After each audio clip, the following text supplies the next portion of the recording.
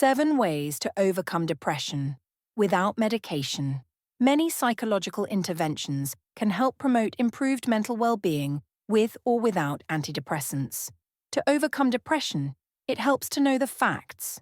Depression is a medical condition and not laziness or a temporary response to normal grief and/or discouragement. Symptoms of depression. A major depressive episode is defined as experiencing 5 or more of the following symptoms every day, or most days, for 2 weeks or more. Depressed or irritable mood, sleep problems, i.e., sleeping too much or too little, sleeping mainly during the day. Change in interests, i.e., not being interested in what you used to enjoy. Or low motivation, excessive guilt, or unrealistically low self-image. Significantly low energy and/or change in self-care, i.e., not showering anymore.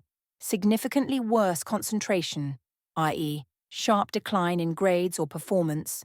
Changes in appetite, i.e., eating too much or too little. Agitation or severe anxiety, panic attacks. Suicidal thoughts, plans or behaviors, including self-harm, i.e., intentionally cutting or burning yourself. It's important to remember that not everyone who is depressed is suicidal. You can still seek help even if you haven't demonstrated any specific suicidal or self-harm behaviors, or even if your symptoms aren't as severe or persistent as the symptoms noted above. Okay, I'm feeling depressed. So now what? Now that you know the symptoms of depression, some positive coping skills can be useful.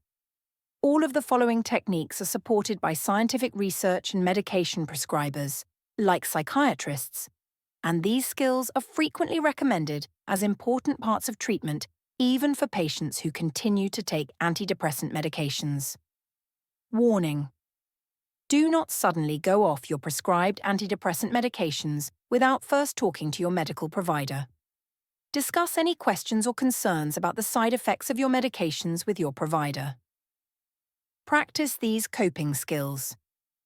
Every day, I recommend doing many, if not all, of the following coping skills and techniques once a day when experiencing depression. It's important to know you probably won't be motivated to do any of them at first because depression frequently saps motivation. In other words, know that it's normal to feel unmotivated until you're halfway done. The patients I work with who frequently practice these coping skills get better. The 7 techniques can be memorized with the acronym MYPEERS1, meaning find small ways to be of service to others. Find personal meaning by serving something larger than yourself. Remember, service doesn't have to be big to count. Consider this: success, like happiness, cannot be pursued. It must ensue, as the unintended side effect of one's personal dedication to a cause greater than oneself. Viktor E. Frankl, Man's Search for Meaning. 2. Your goals. Find workable goals that give you a sense of accomplishment. Most people feel guilty when talking about goals because they set unreasonable or unworkable goals. A goal is workable if it's something you can control, i.e., it doesn't depend on others. Manageable, i.e., not overwhelming. Realistic for you, not for someone else. Measurable, i.e., you know whether or not it is done or getting done. If something goes wrong with your goal, adopt a "what can I learn from this?" attitude versus a judgmental "this is why I'm horrible" attitude. Also, be careful when comparing your progress with others. We usually compare our biggest weakness with another person's biggest strength. This is unfair and usually not accurate anyhow. 3. Pleasant events. Schedule pleasant activities or events. Don't wait for yourself to be in the mood. For example, give yourself permission for a 30-minute vacation or schedule a healthy hobby every day. Just remember to do these activities with the right attitude. See engagement. Also, practice gratitude. Take time to notice what went well today, not just what went wrong. Consider keeping a gratitude journal. Know that being grateful for your blessings doesn't mean you have to discount your problems. Fourth engagement. Stay in the present. This practice is sometimes called mindfulness. As best you can during activities, try not to be in your head with self-judgment.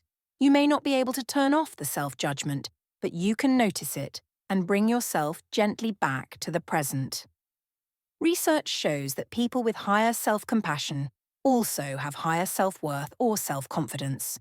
For those who have difficulty with self-compassion or healthy engagement, you can find self-compassion exercises on Kristen D. Neff's website here. Mindfulness-based stress reduction courses are also available throughout Utah. 5. Exercise and eat right too. Doing moderate exercise about 5 times a week, 30 minutes a pop, can dramatically help your mood. Moderate exercise is a level of activity where it is difficult to sing.